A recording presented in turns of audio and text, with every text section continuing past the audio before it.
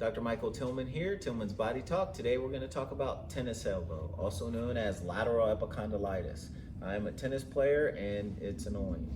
So what happens is this outside tendon of the forearm eccentric muscles gets inflamed from constantly hitting and coming over the ball. That's why they call it tennis elbow. But some people get it just from repetitive activity, anything that constantly makes you do this. So you have two aspects. Mechanically, you want to stretch and strengthen the tendon. Chemically, you want to keep the inflammation down.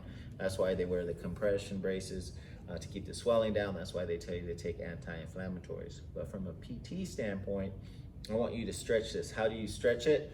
You first lock the elbow, pull the wrist back, and then you take it out. You see how I do this? I keep the elbow locked and I pull it as far as I can. I'm trying to see if I can feel a stretch. If it's real tight, gradually work in. How often? I want 10 reps every 2 to 3 hours or 6 to 8 times a day. That should help stretch. The second part of it is to strengthen the tendon using eccentric lowering. So how do I do that? I take a band, right? It should not be easy. So I'm taking a band, I pull it up and I slowly let it go down. It should take about 5 to 7 seconds to go down. So I slowly go. When it gets all the way down, I can help it up. I'm not trying to work on getting up. I'm trying to work on eccentric lowering. So that's slowly lowering. What eccentric lowering does is, again, it puts stress on the tendon. So typically it's going to strengthen it. It does ache for the first 2 weeks and then it gets stronger and stronger.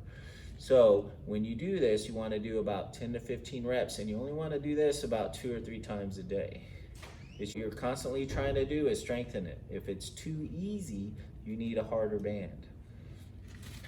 After strengthening the tendon, you should be able to tolerate that repetitive motion more and more, keeping it stretched. If you want to ice or wear a brace, you can. And that should get you back to playing pain-free. That's Tillman's Body Talk on tennis elbow. Please like and subscribe, and please share.